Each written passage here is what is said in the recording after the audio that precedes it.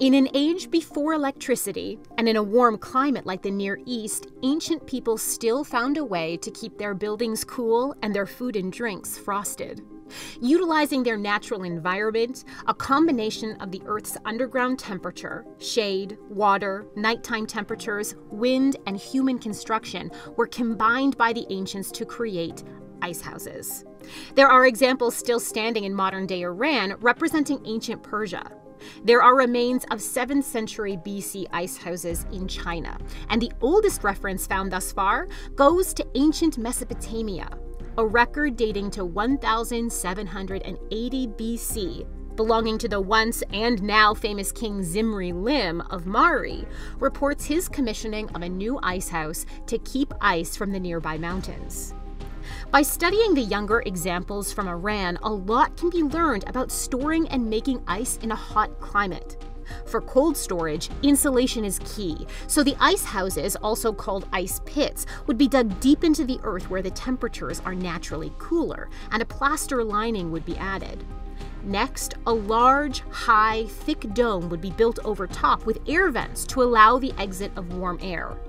Sometimes a high wall would be built to help shade the dome, and underwater aqueducts could also be incorporated to vent cooler, water-bearing air up into the ice house.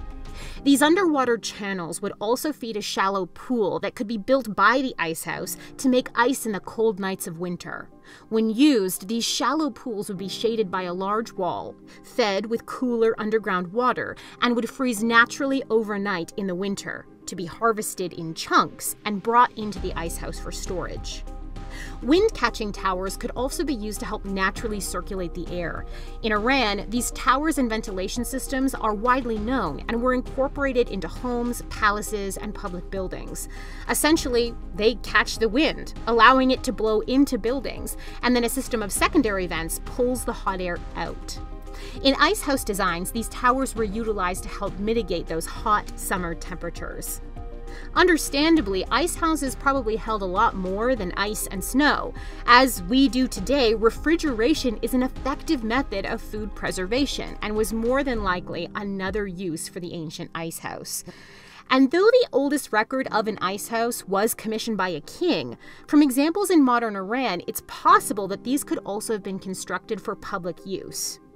While there are no existent examples of ice house remains from ancient Israel that I am aware of, Proverbs 25 likely references the practice. It says, "Like a snow-cooled drink at harvest time is a trustworthy messenger to the one who sends him.